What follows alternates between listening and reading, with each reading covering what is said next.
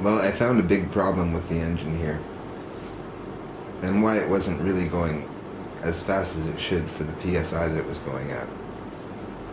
And it's something I should have addressed earlier, and I sort of knew about it because engines have to breathe properly. So this diameter here, if it goes into a large tube like this, then it's going to expand, and that's going to cause problems if it has to go back into a small tube. So I added large tube here, large tube here, large tube to the back, where it was constricted down to a 1/8 hole after the condenser, or the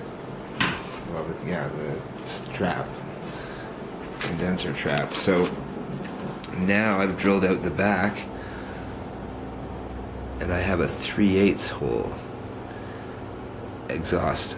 So it's going all the way 3/8 from the oil trap and 3/8 into the oil trap.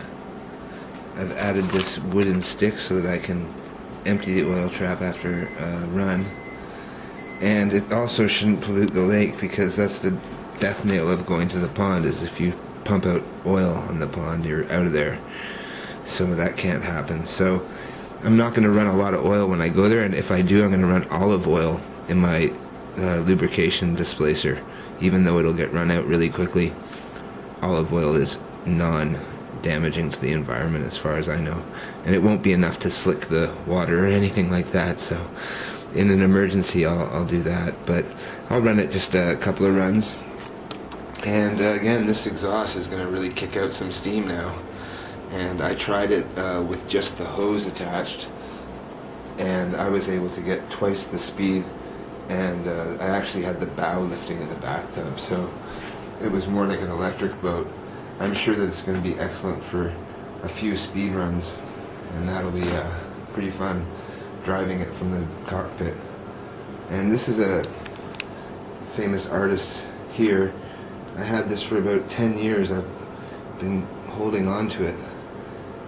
And his name's George. I'm not sure what the first name is. His last name, as a lot of natives have last names that are first names too, is George. But he's a very well-known Haida artist on the West Coast. And I thought I wanted to give the boat a West Coast feel, so now it has that West Coast feel. And should bring good luck. That's called the Sun. That's the piece of art. It's called the Sun.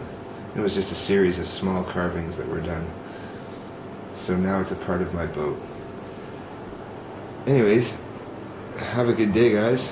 I lost one eyebrow almost today when the butane ignited after filling a little bit too quickly. I lit the boiler, and whoosh, out of that narrow slot in the boat here came a waft of flames, and because I was blowing on it, it got worse, but it sort of put it out quicker too and burnt more fuel. But I burned off an eyebrow almost. So be careful. Butane's not completely safe, and always ventilate your boat hull after filling and give it a lot of time to empty out. Even use a air duster to blow out the hull of the boat, because butane will sink to the bottom of the boat area. So just a little bit of a tip. There's our lady controlling the throttle, having a cocktail down in the engine room. Have a good day, guys. I'll catch you later.